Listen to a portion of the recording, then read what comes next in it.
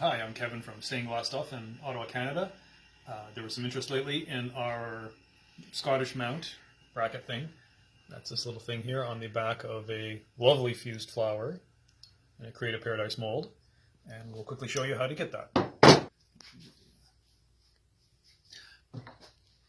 To do that, you're going to need a few things. Borosilicate tube, rubber refrigerator water piping, a stainless steel rod. We've got a UV glue, light and glue here, bolt cutters, and some sort of an abrasive saw. We've got a chop saw, or you can use a Dremel, and drywall anchors.